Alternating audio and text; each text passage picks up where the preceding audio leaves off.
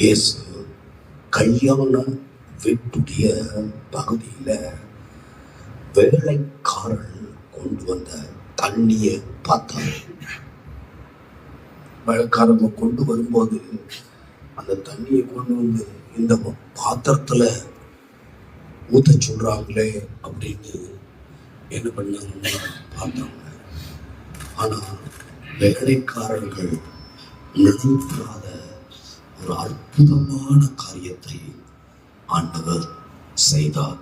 எதுனா தண்ணீரை திராட்சரசமாய் மாற்றினார். வேலைக்காரருக்கு தெரியாது இது திராட்சரசமா மாறுது, இது திராட்சரசமா மாறப்போகுதுன்னு. யாருக்கு தெரியாது? வேலைக்காரருக்கு தெரியாது, வீட்டு எஜமானுக்கு தெரியாது. அவனுக்கு முன்னே கூட தெரியுங்க. என்னது? இயேசுக்கு தெரியும். பிதாவின் வேலை வந்துச்சு, பிதாவின் வேலை வந்துச்சு. அப்போ தண்ணி திராட்சை ரசமாய் மாறினது. அப்ப இதை கவனிக்கணும்.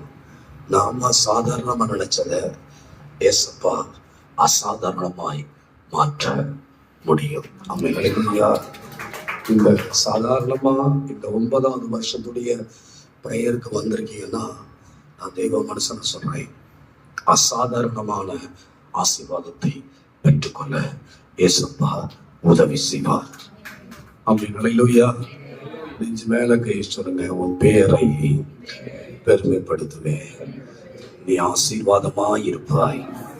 சொல்லுங்க, சொல்லுங்க, என் பேரை பெருமைப்படுத்துவார், நான் ஆசீர்வாதமா இருப்பேன். சத்தமா சொல்லுங்க, ஆண்டவரே என் பேரை பெருமைப்படுத்தும், என்னை ஆசீர்வதியும். திரும்ப சொல்லுங்க, ஏசப்பா என் பேரை பெருமைப்படுத்தும், சொல்லுங்க, ஆசீர்வாதமாக இருக்க உதவி செய்யும். சொல்லுங்க, ஏசப்பா என் குடும்பத்துடைய பேரை பெருமைப்படுத்தும், எங்களை ஆசீர்வதியும். இயேசு நாமத்தில் பிதாவே, ஆமென். என்ன கவனிக்கணும். நம்ம இந்த நல்ல வார்த்தைய காலையில 3 மணிக்கு ஆண்டவர் தந்தார். உன் பேரை பெருமைப்படுத்துவேன், நீ ஆசீர்வாதமாய் இருப்பாய். பக்கத்துல கை கொடுத்து சொல்லுங்க, வீட்டுக்குள்ள இருக்க உள்ள சொல்லுங்க, உன் பேரை பெருமைப்படுத்துவேன், நீ ஆசீர்வாதமா இருப்பாய். திரும்ப ஒருத்தர் சொல்லுங்க, உன் பேரை.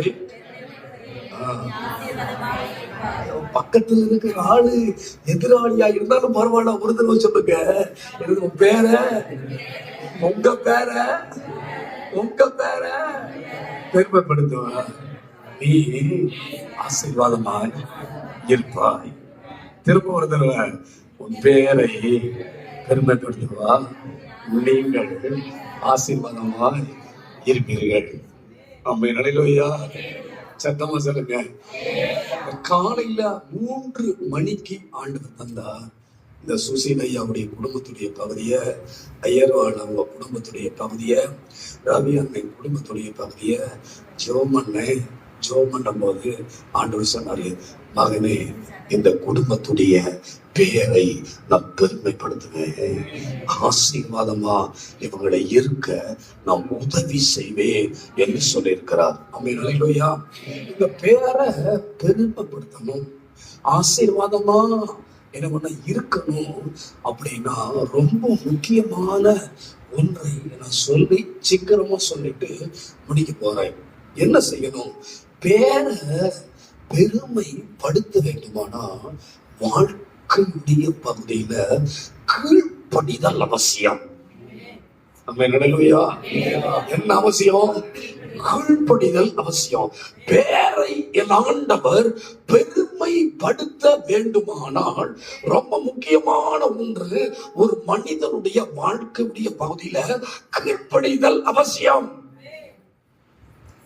அப்ப கீழ்ப்படிதலுடைய பகுதிக்கு 1 பேதுருவின் புஸ்தகம் எடுத்துக்கிட்டு தயவு செய்து 1வது அதிகாரம் வாசிப்போமே, 14-15 உடைய பகுதி. 16 வாசிப்போம். ஆண்டவருடைய நாமத்தில் மகிமையாக. எண்ணத்தின்படி இச்சையின்படி நடவாமல் கீழ்ப்படுகிற பிள்ளைகளா இருந்து உங்களை அழைத்தவர் பரிசுத்தராய் இருக்கிறது போல நீங்களும் உங்கள் நடக்கைகள் எல்லாவற்றிலும் பரிசுத்தராய் இருங்கள். இப்ப என்ன கவனிக்கணும், ரொம்ப முக்கியமான ஒண்ணு. அந்த வசனத்துடைய பகுதி, அந்த முதல் பகுதி சொல்றது, உங்கள் இச்சையின்படி நடவாமல். என்னது? என்ன இச்சை? எது? இச்சையின்படி நடவாமல். என்னபடி? இச்சையின்படி நடவாமல். அங்க சொல்ல கீழ்ப்படுகிற பிள்ளைகளா இருந்து. இப்ப என்ன கவனிக்கணும், இச்சையின்படி நடவாம கீழ்ப்படுதல் பிள்ளைகளா இருந்து. கீழ்ப்படுகிற ஆள்தான் எதற்கு நேராய் வர முடியும் அப்படின்னா பரிசுத்தத்துக்கு நேராய் வர முடியும். அடுத்த வசனம் வாசிக்குமா? தேசத்தை சிக்கிறோமா? உங்களை அழைத்தவர் பரிசுத்தராக இருக்கிறது போல நீங்களும் உங்கள் நடக்கையில் எல்லாவற்றிலும் பரிசுத்தரா இருங்கள். இப்ப என்ன கவனிக்கணும், கீழ்ப்படுகிற ஒரு குடும்பம், கீழ்ப்படுகிற ஒரு தலைவன், கீழ்ப்படுகிற தாய், கீழ்ப்படுகிற மகன் தன் வாழ்க்கையுடைய பகுதியில முதல் ஸ்டெப் எதா மாறுது அப்படின்னா பரிசுத்தத்துக்கு நேராய் வருகிறது. நான் சுசைன் அண்ணன் போன தடவை போகும்போது சொல்லிட்டு போனேன், உங்க மகன் நல்லா இருக்கணும்னு நீங்க விரும்புனீங்கன்னா நீங்க என்ன பண்ணணும் அப்படின்னா அவரை இந்த ஊர்ல இருந்து வெளியே அனுப்பி படிக்க வைக்கணும். அதுதான் உருப்படுறதுக்கு வழி சார் அப்படின்னு சொல்லிட்டு போனேன்.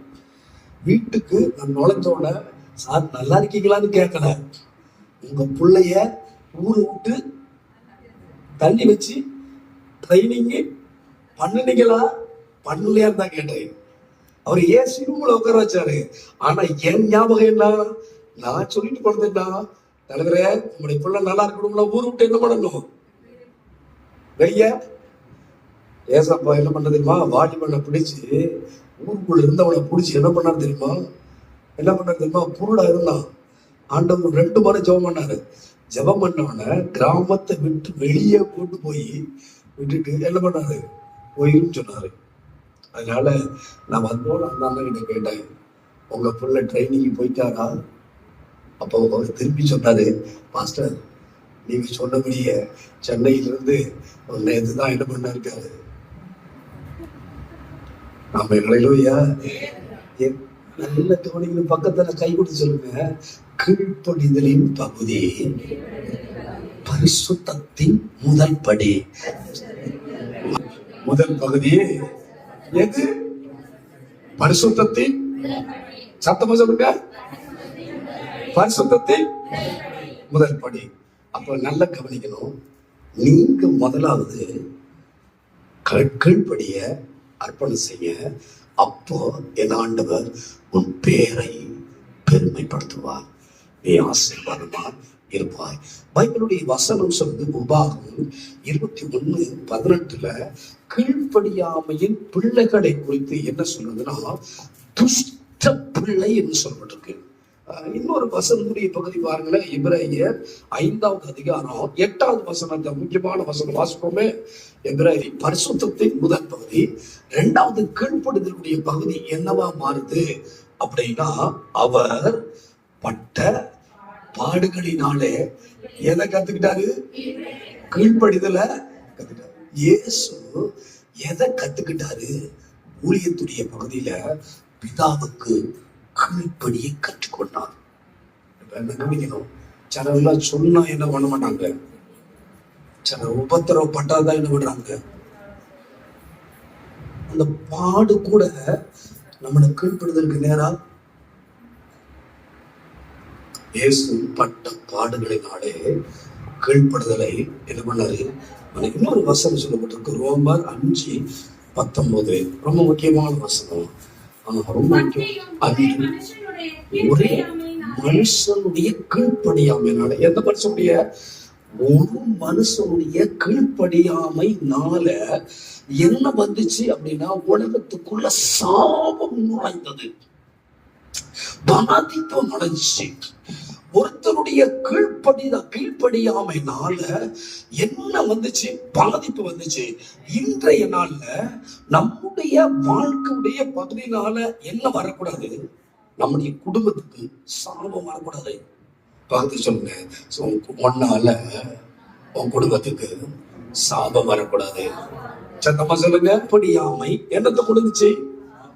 ஆனா இயேசுவினுடைய கீழ்ப்படிதலுடைய பகுதி ஆசீர்வாதத்தை கொண்டு வந்தது. பாருங்க, ஒருவருடைய கீழ்ப்படிதல்னாலே ஒருத்தனுடைய ஆதாமுடைய கீழ்ப்படியாமை சாபத்தை கொண்டு வந்துச்சு. இயேசுவின் கீழ்ப்படிதல் என்னது கொண்டு வருது அப்படின்னா பிளஸ்ஸிங்கை கொண்டு வருது. அம்மையா அப்போ தலைமையில கை சொல்லுங்க, ஆண்டவரே என் சபைக்கு, என் ஊழியருக்கு, எங்க கணவருக்கு சொல்லுங்க, இயேசுவின் நாமத்தினால கீழ்ப்படிய எனக்கு கிருபை தாரும். இயேசுவின் நாமத்தினால என் பெயரை பெருமைப்படுத்துவீராக. என்னை ஆசீர்வாதமாய் வைத்ததற்காக நன்றி. இயேசுவின் நாமத்தில் பிதாவே. கவனிமா, கர்த்தருடைய ஆவியானவர் உன்னை பார்த்தவர் சொல்றாரு,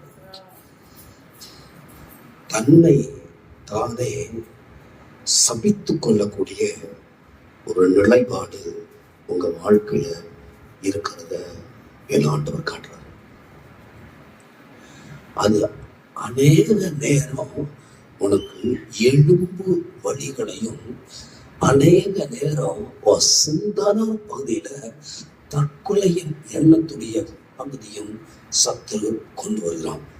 கர்த்தருடைய ஆவியானவர் சொன்னார், உன்னை பார்த்து, மகளே உன் பேரை நான் பெருமைப்படுத்துவேன், நீ ஆசீர்வாதமாய் இருப்பாய்.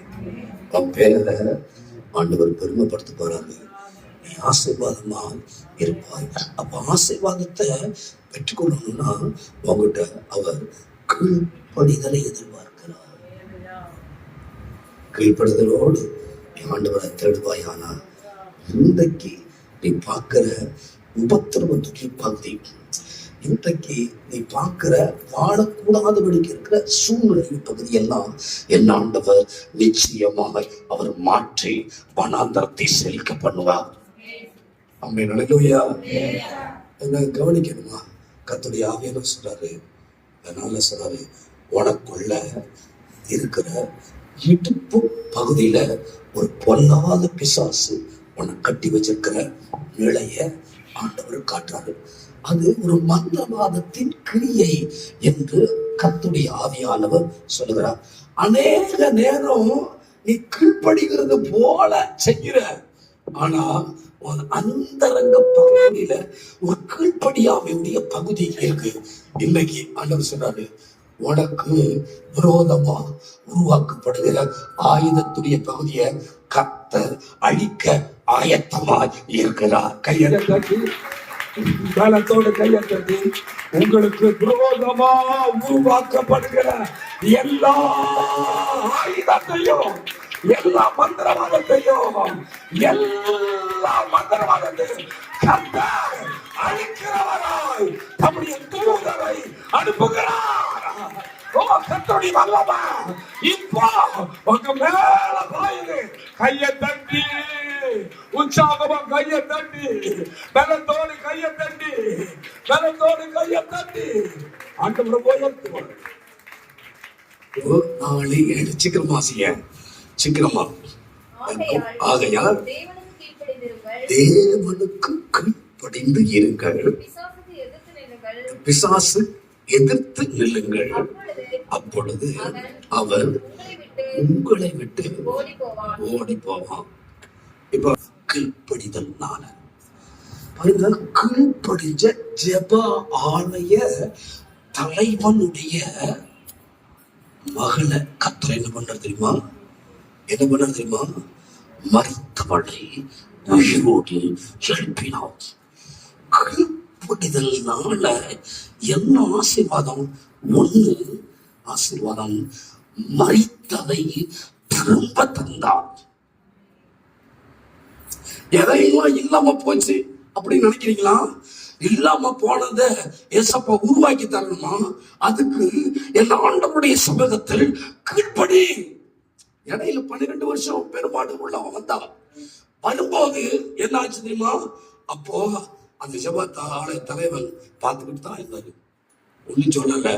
ஆனா இயேசு வீட்டுக்கு வந்து இழந்ததை திரும்ப தந்தான். அப்ப முதலாவது ஆசீர்வாதம் ஒண்ணு உங்க மனசுல வச்சுக்கோங்க, கீழ்ப்படியும் போது இழந்ததை என் ஆண்டவர் தருவார். சத்தமா சொல்லுங்க, இழந்ததை என் ஆண்டவர் கீழ்ப்படியும் போது. சொல்லுங்க, கீழ்ப்படியும் போது இழந்ததை. சத்தமா சொல்லுங்க, சத்தமா சொல்லுங்க, கீழ்ப்படியும் போது திரும்ப. சத்தமா சொல்லுங்க, என் ஆண்டவர் என்ன பண்ணாரு? திரும்ப. அப்ப என்னால கவனிக்கணும், திரும்ப வேணுமா ஆசீர்வாதம்? திரும்ப நன்மை உண்டாகணுமா? திரும்ப வாழ்க்கை தொழிலிடணுமா? அப்படின்னா கீழ்ப்படி.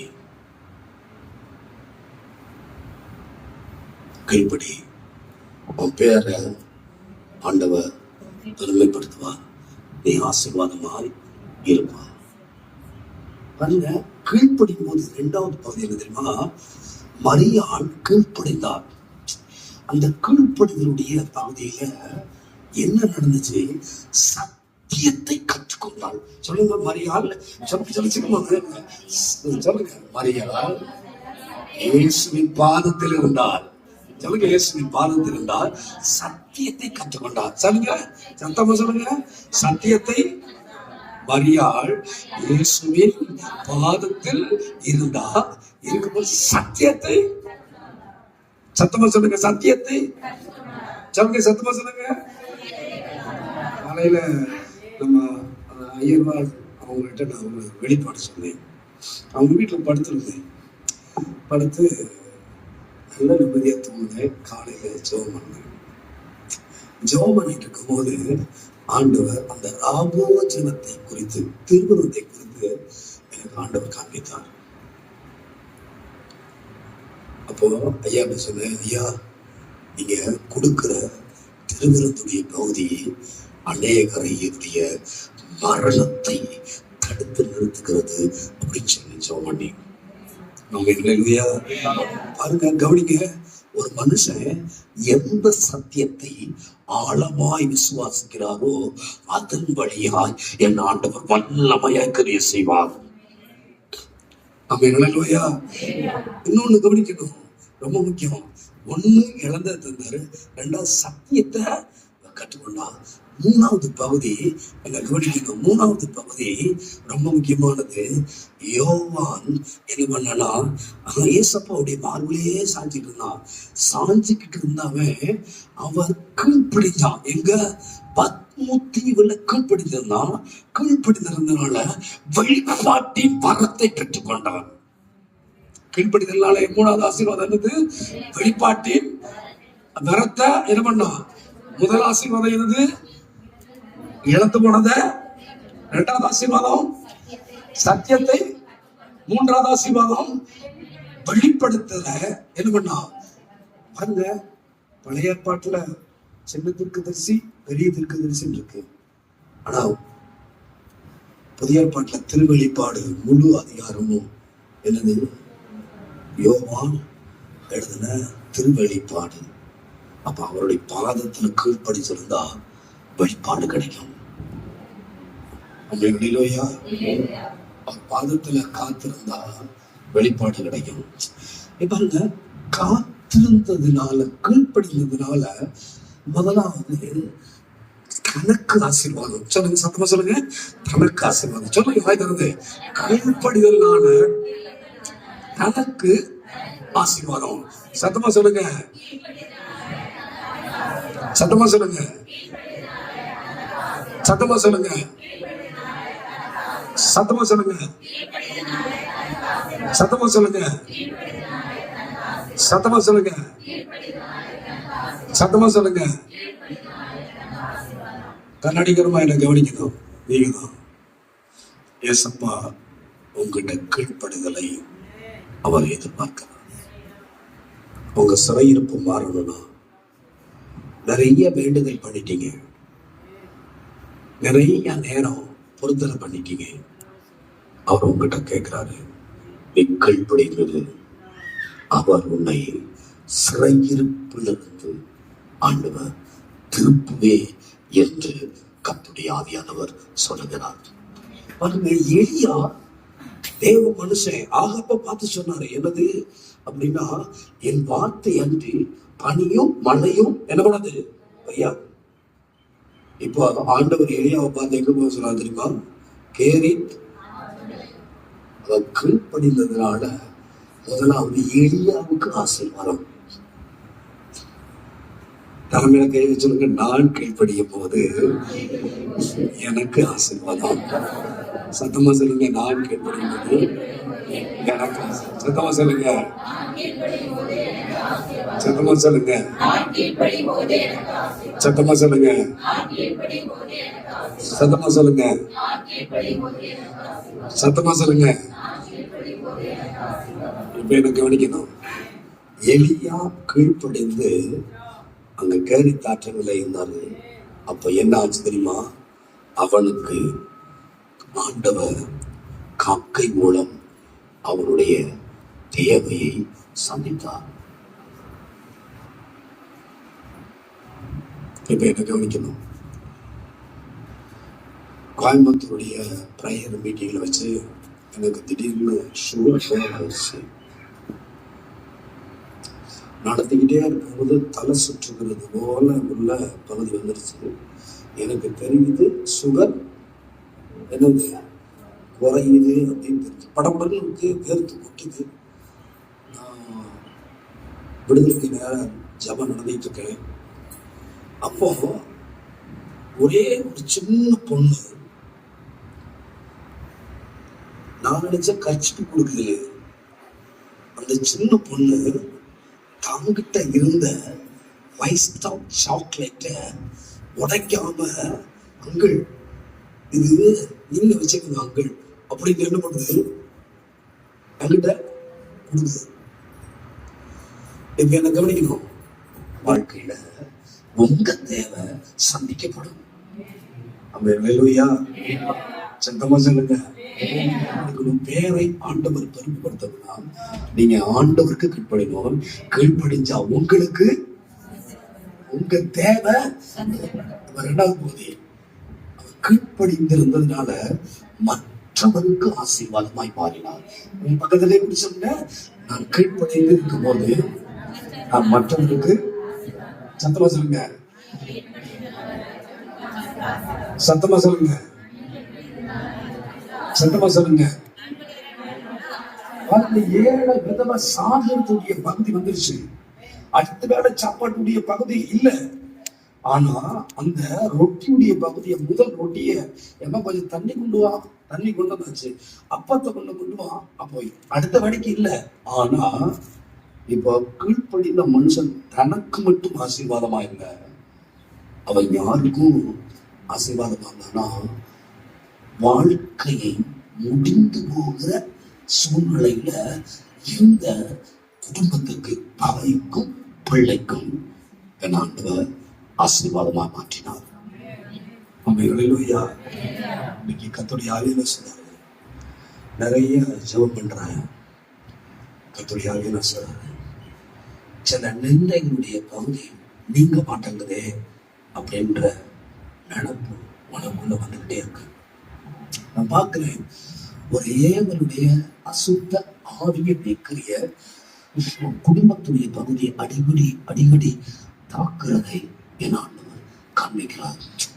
இந்த போராட்டம் எப்ப மாறும் என்கிற எண்ணம் உங்களுக்குள்ள இருக்கு. கர்த்தருடைய சொல்றாங்க, கீழ்ப்படிதலுடைய பகுதிக்கு ஒண்ணு ஒப்பு கொடுக்கும்போது உங்க எதிராளிக்கு நன்மை செய்கிற கரமாய் என் ஆண்டவர் உன் கருத்தை மாற்றுவார். என்ன பார்க்கணும். கீழ்ப்படிதலுடைய பகுதி தனக்கும் ஆசீர்வாதம் அல்ல, பிறருக்கும் சத்தமா சொல்லுங்க. பிறருக்கும் சத்தமா சொல்ல கீழ்ப்படிதல் மூலமாய் பிறருக்கும் ஆசீர்வாதம். சொல்லுங்க, பிறருக்கும். சத்தமா சொல்லுங்க, பிறருக்கும். பாருங்க, சீக்கிரமா சொல்லி முடிக்க போறேன். ஒண்ணு, ஆபிரகாம் கீழ்ப்படைந்தார். ஆதியாகமம் 22வது அதிகாரம் 18வது வசனம். யாராவது எடுத்துக்கல. அடுத்து ஆதியாகமம் 22:18. 1 பேதுரு 3:6. 1 பேதுரு 3:6. யாராவது எடுத்துக்கல. அடுத்து ஆதியாகமம் 28:7. சீக்கிரமா எடுத்துக்கோ. 28:7. இன்னொருத்தர் யாராவது? லூக்கா 2:51. 2:51. அடுத்து சீக்கிரமா எடுத்துக்கோ. 1 நாளாகவும் 29:23. லூக்கா 5:5. படிக்க தெரிஞ்சவங்களுக்கு ஒரு வாய்ப்பு. யோவான் 2:7. சீக்கிரம் வாசிப்போம். ஃபர்ஸ்ட் சத்தமா வாசிப்போம். 22:18. ஆதியாகமம் 22:18 வாசிக்க. யாருக்கிட்ட சொல்றாரு? ஆபிரகாமுகிட்ட சொல்றாரு, நீ என் சொல்லுக்கு கீழ்ப்படிந்தபடியினால் ஆசீர்வதிக்கப்படும் என்று. இப்ப என்ன கவனிக்கணும். ஒரு மனிதனுடைய கீழ்ப்படிதல் சந்ததியின் ஆசீர்வாதம். பக்கத்தில் சொல்லுங்க, ஒரு மனிதனின் கீழ்ப்படிதல் சந்ததியில ஆசீர்வாதம். சத்தமா சொல்லுங்க, சத்தமா சொல்லுங்க, சத்தமா சொல்லுங்க. அப்ப நீங்க கீழ்ப்படிச்சா உங்க சந்ததி என்ன பண்ணும்? ஆசீர்வதிக்கப்படும். ஆசீர்வதி ஆசீர்வதி ஆசீர்வதி ஆசீர்வதி ஆசீர்வதி ஆசீர்வதி. இல்ல ஆசீர்வாத கூடத்துக்கே போனாலும் நீ ஆசீர்வதிக்கப்பட்டதுக்கு கீழ்ப்படிச்சாதான் முக்கியம். சத்தமா சொல்லுங்க. ஆசீர்வாதம். இன்னொன்னு 1 பேதுரு 3:6. சீக்கிரம் வாசிங்க. 3:6. அந்தபடியே வாசிங்க. சொல்லி கீழ்ப்படிந்தால் இப்ப சாராள் என்னுடைய ஆபிரகாமுடைய தரிசனத்துக்கு கீழ்ப்படிந்தான். இதை கவனிக்கணும். சாராள் யாரு? ஆபிரகாமுடைய தரிசனத்துக்கு கீழ்ப்படிந்தான். இன்னொன்று சொல்லப்பட்டிருக்கு. ஆதியாகமம் 28:7. யாக்கோபு தகப்பனுக்கும் தாய்க்கும் கீழ்ப்படிந்து. இப்ப என்ன கவனிக்கணும். பிள்ளை தாய்க்கும் தகப்பனுக்கும் கீழ்ப்படியணும். 3வது பகுதி ஒரு ஆசீர்வாதத்துடைய பகுதி. 1 நாளாகவும் 29:23. 23. சீக்கிரம் வாசிங்க. அப்படியே சாலமோன் காலத்திலே வீட்டிலிருந்து இருந்தான். என்ன கவனிக்கணும். தேவனுக்கு கீழ்ப்படிந்த சாலமோனுக்கு ஜனங்கள் எல்லாரும் கீழ்ப்படிந்தாங்க. நீங்க தேவனுக்கு கீழ்ப்படிச்சிருந்தா உங்களுக்கு எல்லாரும் கீழ்ப்படிவாங்க. இப்ப கீழ்ப்படிதல்னால என்ன ஆச்சு? ஒரு ஆசீர்வாதம். ஏசப்பாவுக்கு உயர்வை பிதாவாகி தெய்வம் கொடுத்தார். என்ன கவனிக்கணும். என்ன கொடுத்தாருன்னா உயர்வு. சொல்லுங்க, கீழ்ப்படிதல்னால உயர்வு வருகிறது. பிலிப்பியர் 2வது அதிகாரம் 8-10 வரைக்கும் வாசிக்கிறதா டைம் ஆச்சு. பாருங்க, ஏசப்பா என்னாச்சு அப்படின்னா சிலுவைக்கு தன்னை ஒப்பு கொடுத்ததுனால பிதாவாகிய தெய்வம் ஏசப்பாவை என்ன பண்ணா எல்லா முழங்காலும் முடங்கி எல்லா நாமத்துக்கு மேலாக அவருடைய நாமத்தை உயர்த்தி வைத்தார். அப்ப கீழ்ப்படிதல்னால கிடைக்கும் ஆசீர்வாதம்.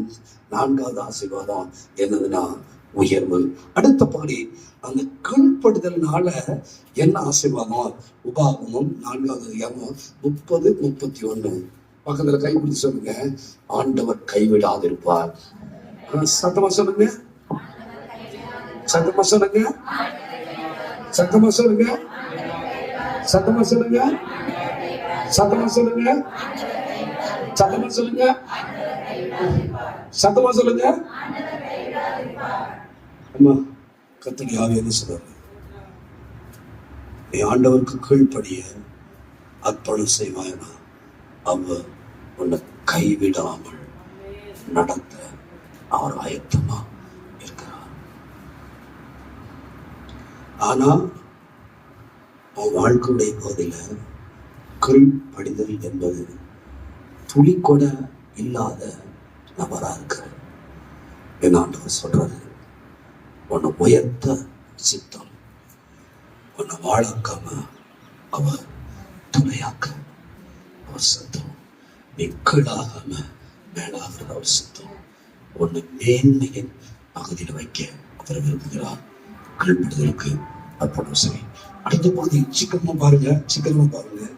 கீழ்ப்படுதல்னால என்ன கிடைக்கும் அப்படின்னா, ரொம்ப முக்கியமான ஒண்ணு, சந்ததியை கத்த ஆசிரியர். அதிகமும் 24 சொல்லப்பட்டிருக்கு.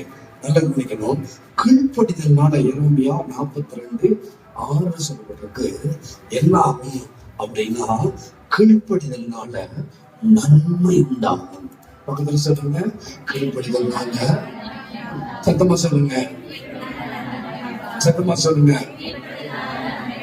எல்லாருக்கும் ஒரு வார்த்தை தெரியும், நன்மையும் கிருபையும் தொடரும்.